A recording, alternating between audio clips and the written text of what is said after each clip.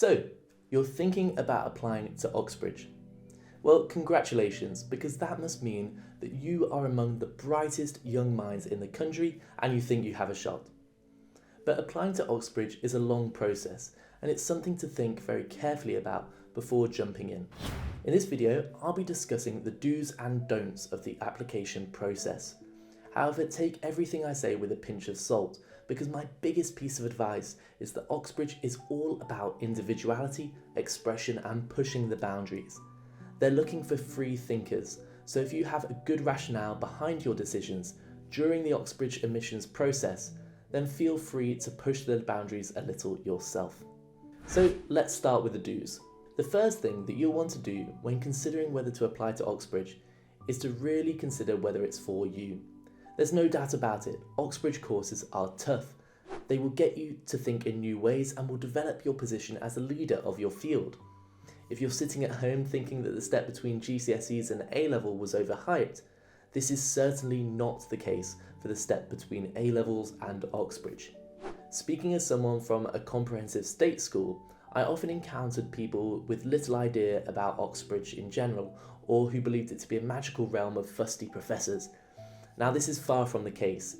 In fact, Oxbridge is a thriving community of world leaders.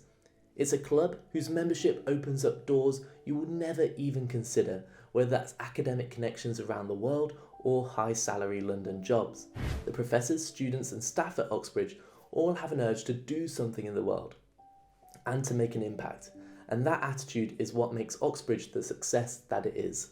Now, you will of course meet students and people who are keen to party, people who are keen to start bands, people who are keen to do anything not dissimilar to the friends that you already have.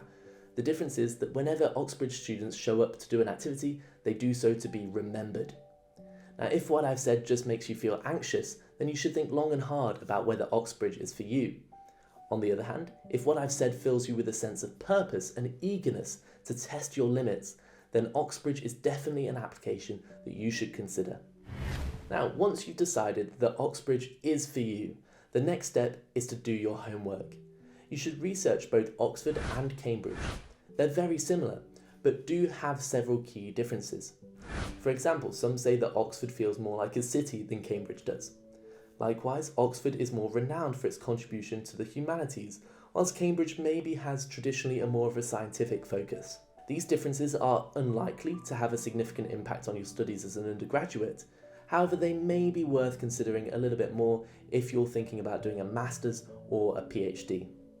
Ultimately, the clearest way to make a decision about which university is best for you is to visit on an open day and to see which town you vibe with the most. Now, my next tip for the Oxbridge admission process is to reach out to as many people as possible. You should ask your teachers about their experiences or about the experiences of previous students when applying to Oxbridge. You should reach out to Oxbridge students that you can know, wherever you can.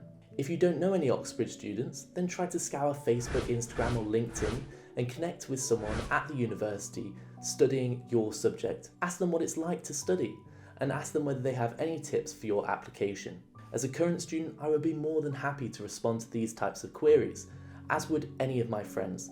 The culture at Oxbridge is all about cooperation, and we're all more than happy to help other students onto the ladder. Now, the final do is to approach the application process proactively. The interview is in the winter, but it will come round more sooner than you think. Start your preparation early. In particular, from around September, start thinking about how to improve your communication skills and how to think out loud. These skills are what Oxbridge admissions tutors look for when interviewing students. The best way to do this is by signing up to a public speaking event that your school might be running, or by joining in with a debate club. Alternatively, you can maybe write down your ideas about a book that you've read in an online blog and get used to explaining your thoughts in a clear and concise way. Now on to the do nots, the most important of which is do not stress. Whilst I cannot take the pressure of the application process away, you need to learn how to balance your studies properly with your social life and your private life. This will also help you significantly when you arrive in Oxbridge and find yourself quickly buried in a mountain of work. By prioritising your work and knowing when you can cut yourself some slack, you can best keep at bay those feelings of imposter syndrome and inadequacy. Now, do not compare yourself to other people as well. Friends and colleagues will always showcase their most successful side, and unless you have a deep relationship with someone over many years, you'll never know the inner workings of anyone's mind. You will never know maybe their insecurities, and you'll never know their own personal weaknesses. By comparing your personal statement to other people's, or by comparing your grades, you set yourself up for disappointment, because there will always be someone somewhere with a better accolade than you. Remember that within your own head you have a unique constellation of skills which makes you suitable to go to Oxbridge, because at the end of the day it's about that combination of skills rather than individual grades. Finally, do not get so bogged down that you constantly feel on the back foot. It's easy whilst preparing for the interview, for example, to feel that you need to prepare every single answer and revise every school topic. A better strategy would be to pick a few topics you feel are important to revise, and then to spend the rest of your time pursuing extra reading or lectures which make you a more interesting person to talk to. Similarly, it's easy to get obsessed with securing your grades at school in order to get a place at Oxbridge. Whilst important, a successful candidate will be the one who finds time to enter that essay competition or takes on a position of responsibility at their school. So that's all I have to say about the general application process at Oxbridge.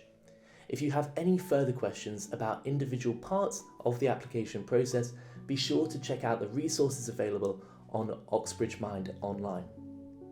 See you again soon.